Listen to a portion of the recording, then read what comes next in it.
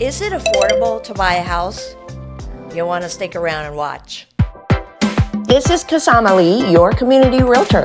So how is the market, you ask? How are we doing? Can people afford to buy? You know, the last 18 months have been quite interesting and somewhat unpredictable, somewhat volatile in the real estate market. And then on top of it, we just recently had the whole new set of rules went into effect as a result of the NAR, National Association of Realtors settlement. But for those of us who have been around the block a few times in the real estate market, we're working through it and we're able to figure some things out.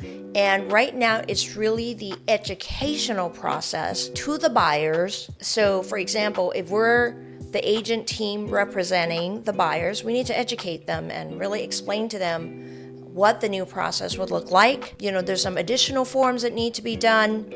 I feel personally that the structure, the main structure, the core of it would not change long term, but it would require the real estate agents, both sides, representing the buyer and representing the seller, to be able to negotiate and pre-work the process up front so that we could best serve our clients, our respective clients, whether we're representing the seller or the buyer. So if you find this content valuable, you want to hit subscribe and the bell notifications so you don't want to miss featured videos.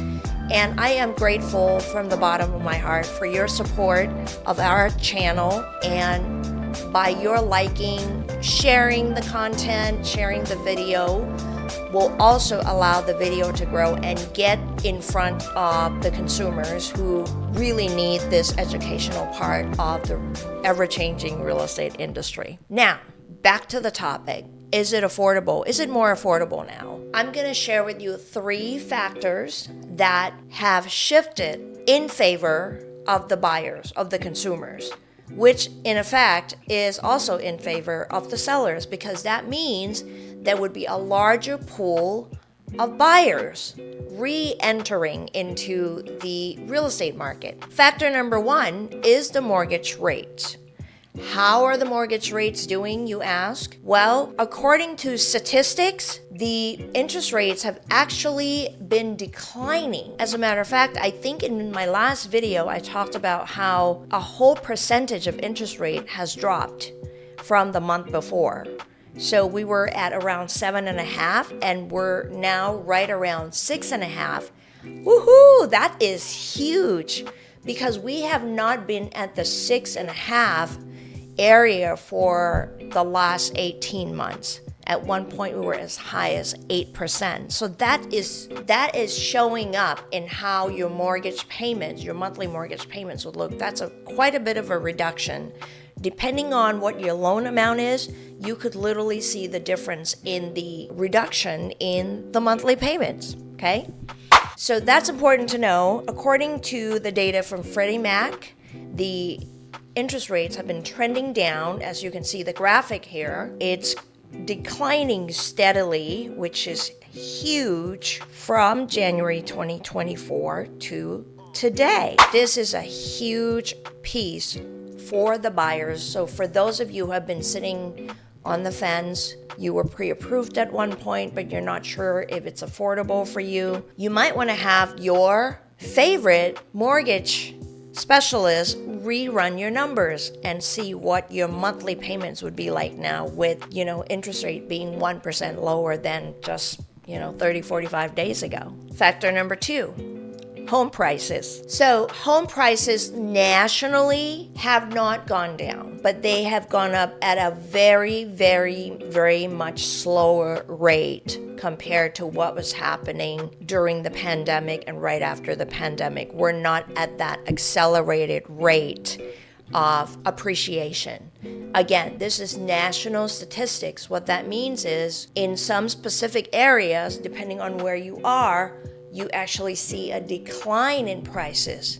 Not a major decline, but prices have kind of not only paused or at a standstill. In some areas, prices have come down a little bit. But that also is relative to what it was doing prior to that. It was spiking up, and now, prices are just becoming more realistic, which is helpful to the potential buyers. Because here's the thing, right? If you're putting the house on the market, you're not putting it on the market to sit and watching how many days it has been sitting on the market. You want to sell it eventually, right? Sooner rather than later. And that comes down to pricing it well. So make sure when you're talking to your real estate agent who's representing you to sell, really look at the data, right, in your area, what the homes are recently being sold for. And in some areas, like I said, the prices are not necessarily just holding steady. They have come down a bit too. And that's going to be very helpful for the buyers. So if you look at the chart here, the home prices are moderating. Year-over-year change in home prices, according to Case-Shiller, to illustrate the point, and you can see the illustration here. While housing affordability is low for potential first-time home buyers, slowing price appreciation and lower mortgage rates could help. So the dream of home ownership isn't boarded up just yet. That's by the Deputy Chief Economist at First American, Odetta Kushi. Factor number 3, wages. What people make, right? Because there's a direct correlation on housing affordability to what you're making.